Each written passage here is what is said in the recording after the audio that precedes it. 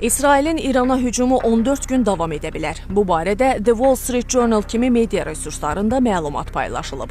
Bundan başqa, Amerika Birləşmiş Ştatları prezidenti Donald Trump Truth Social'dakı paylaşımında bildirib ki, İsrailin növbəti hücumları daha təhlükəli olacaq.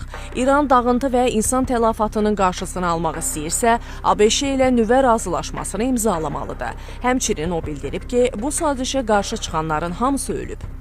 İranın öldürülən yüksək vəzifəliləri ABŞ ilə əməkdaşlığa qarşı çıxanlar idi. Nüvə alimlərinin də qətlə yetirilməsi İsrailin hücumlarının arxasında nüvə proqramının dayandığını göstərir. Bəli, İsrail İranda uranın zənginləşdirilməsinin dayandırılmasını istəyirdi. Bu hücumla Netanyahu həm öz məqsədinə çata bilər, həm də Trumpla danışıqları uzadan İranı sənədə imza atmağa tələsdirər. Yoxsa Omanda ABŞ ilə danışıqlara qarşı çıxan generallar öldürülməzdi. İranın baş qərargah rəisi Məhəmməd Baqeri qətli də səs-küyə səbəb oldu. Məhəmməd Baqeri Sepahın əsasını qoymuş şəxslərdən biri olan İran hərbi kəşfiyyatının keçmiş rəhbəri Həsən Baqerinin kiçik qardaşıdır.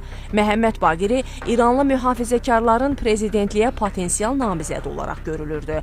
Bu və digər itkilərə görə İran İsrailə cavab verməyə məcburdur. Lakin rəsmi Tehranın çox da irəli gedəcəyi gözlənilmir. İran üçün ən riskli variant Birləşmiş Ştatların müharibəyə qoşulması və İrana qarşı quru əməliyyatları riskinin başlamasıdır.